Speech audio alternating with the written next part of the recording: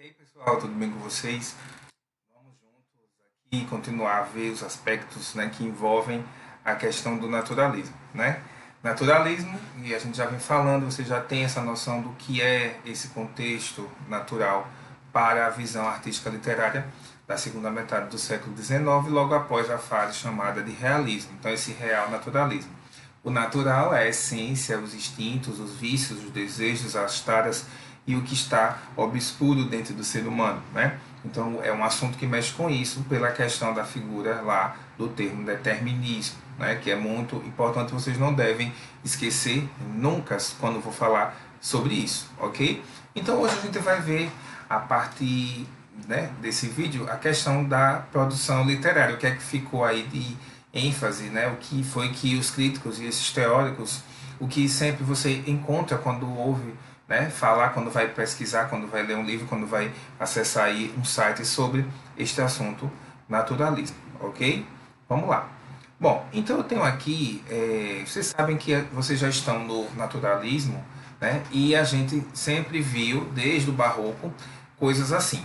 Toda a fase vai ter uma obra, alguma coisa que vai simbolizar, né, uma data específica e uma obra que dá início, né, e outra obra que termina esse movimento. Então a gente vai ter no naturalismo a mesma data do realismo, porque quando começou a fase realista, a gente teve a obra Memórias Póstumas de Brás Cubas, do Machado de Assis, em 1881. Então a gente tem aí também O Mulato, do Aloísio Azevedo, que vai ser o grande nome daqui.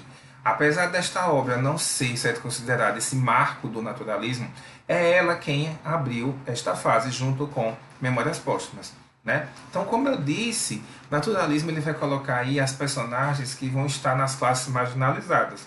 Então a gente tem a questão dos negros, prostitutas, lavadeiras, benzedeiras, certo? Pedreiros, trabalhadores comuns, mendigos, favelados, certo? Então toda essa classe que hoje a gente chama muito de minorias. Então a gente vai ter exatamente isso aqui. Nesta obra a gente tem este jovem, né, a personagem aí que se apaixona por uma moça branca, tem a questão de preconceito racial. Então tudo isso que a gente ouve falar muito hoje, esses autores, eles anteciparam. Como eu já falei, eu acho, sempre achei Machado de Assis ele é atemporal. Por quê? Porque não se encaixa, gente. Porque essas obras, elas como que anteciparam o futuro nosso. Então hoje a gente ouve falar muito isso, de minorias, de luta de classe, rico, pobre, né, quem mora em um meio decente e quem não mora, segundo alguns, né? Então isso são aspectos dessas duas fases, principalmente dessa aqui. Então o naturalismo ele aborda isso também, muito bem, certo? Bom, esta foto aí ela simboliza o quê? Outro ponto importantíssimo, dica de ouro. Naturalismo é o coletivo, ele não vai dar valor ao eu. Vocês viram que na fase romântica a gente tem lá o indivíduo, né, egocêntrico, subjetivo, isolado, né, porque ele sofre por amor, porque ele vai ter um escapismo, ele vai morrer, a natureza vai ser a sua companhia, porque ele é solitário e tudo mais. Então aqui no caso essa análise é uma análise social, principalmente, e uma análise, gente, psicológica. O foco aqui é a objetividade, a gente não vai ter a questão da subjetividade. Então, exposição de sentimentos aqui não, e sim de instintos. O sentimento foi, certo, trocado pelos instintos. Então, nós não vamos ter essa melancolia pela questão de falta de amor. Não. Aqui é todo mundo que mora junto, que sofre junto, que luta por uma causa. Coisas que a gente vê muito hoje, presentes, né? Então tem isso tudo. Patologias, as doenças, deformações, vícios, segredos, desejos, né? Tudo. O sexo também, que é muito forte aqui, certo? Presente. Então tem isso aí tudo. Assim, é uma coisa muito sensual. Mas esse tom de coletividade, a gente vai ver isso na obra máxima que eu vou falar já já, né? Então toda vez que se fala em naturalismo, tem essa abordagem, tem esse senso para todos, né? Então botem isso na cabeça, é uma abordagem coletiva, não é você e acabou, não, porque um depende do outro. Vejam, o meio, eles falam muito isso, né? O meio social. Então eles vão olhar o todo. Um exemplo, a sala de aula, eu não posso olhar cada um, vamos supor. Eu não posso olhar cada um, eu sei que cada aluno é um mundo. Eu tenho que olhar a turma inteira. Eu tenho que pensar no bem de todos. Eu tenho que dar aula para todos. Eu tenho que dar o exemplo para todos. Então tem isso aí muito forte. Então tem que ter esse tom, né, de coletividade, certo? Então veja que no romantismo era a tendência, o foco era o indivíduo, era o eu. Realismo, o foco na sociedade. Naturalismo vem e enaltece, engrandece esse senso coletivo, certo? Diferenças, né?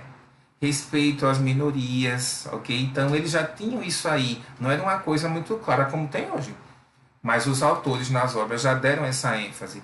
Quebra um pouco essa questão do eixo Rio-São Paulo, de mocinho e mocinha, de família nobre, então agora não. E esse povo, eles são gente também, eles existem. Então o livro ele é uma denúncia social. Nós temos que ver as personagens, não só de livro, mas de série, novela, de filme, de qualquer coisa aí, de uma dança, de uma peça. Então tem esse outro, né? Vamos supor assim, essa outra representação, né? Então tem que ter respeito, tem que saber que existe gente assim, né? Infelizmente a sociedade só sabe excluir, ok? E aí a gente entra, ó, nas obras, ok? A produção, gente, literária. Então, toda vez que falar em naturalismo, a gente vai ter essa obra aí, né? Essa obra eu coloquei duas capas, né? Porque você sabe que as editoras, elas colocam a mesma história, o texto integral, e aí só mudam as capas. Se bem que hoje a gente tem o que? Os clássicos, eles foram refeitos, né? E muitos estão em HQ, que é para atingir mais o jovem, dar mais gosto pela leitura. Bom, Ateneu, vejam aí. Eu peguei essas capas para que vocês visualizem. Vamos lá. No meu lado aqui esquerdo, a gente tem a questão dessa estrutura física, né?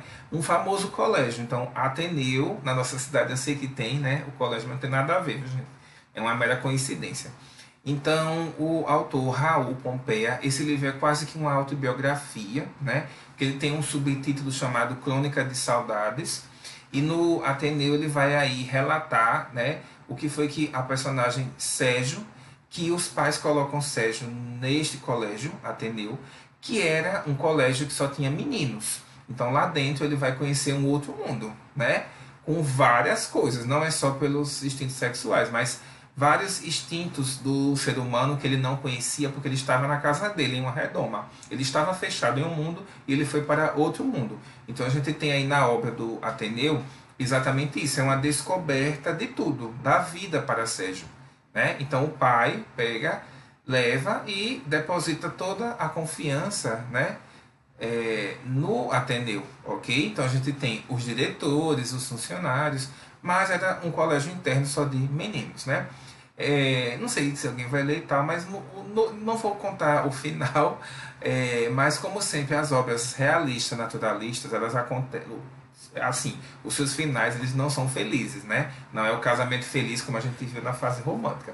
Então, só sei que o Ateneu não acaba bem, certo? Então dizem depois os estudiosos que Raul ele contou, né, o que ele viveu na vida real. E aí daí ele externa isso para o livro, certo, pessoal? Então é uma obra importante, né, polêmica, ok? Principalmente na época, né? Então a gente tem aí o Ateneu, um colégio interno de meninos em que Sérgio vai descobrir o que é a vida de verdade, né?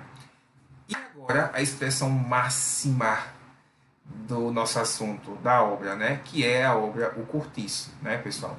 O Cortiço ele é do Aloísio Azevedo, que eu falei no início do vídeo sobre a obra O Mulato, né?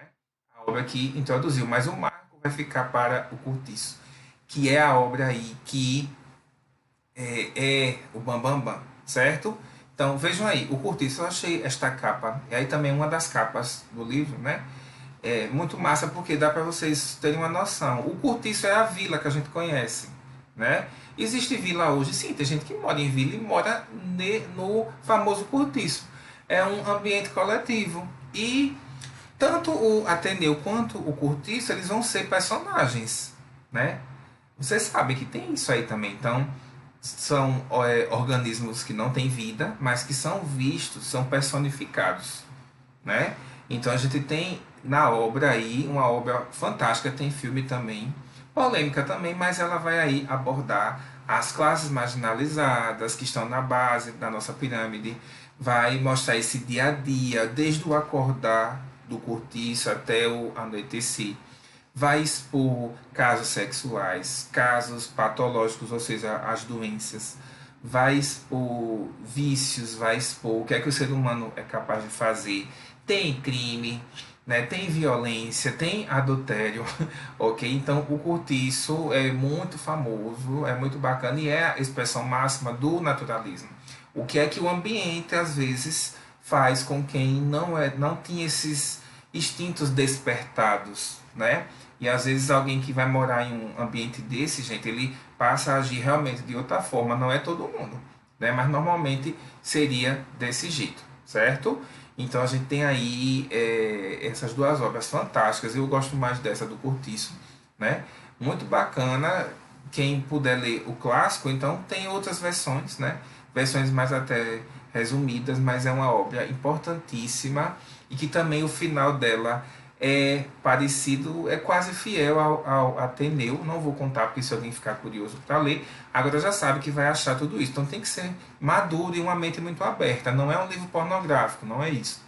Mas ele vai expor as mazelas, os instintos, né? Tanto o lado bom, mas também esse lado podre que o ser humano apresenta quando às vezes ele é influenciado ou colocado em um meio que ele vai ser transformado, né? Porque quem não tem a mente boa, que vai morar com alguém, que vai para um outro meio, realmente, quem não conserva a sua essência familiar, ou que bloqueia esses instintos, vai sim deixar transparecer isso tudo na sociedade e até pode se dar mal na vida e não ser feliz, enfim, essa coisa toda aí.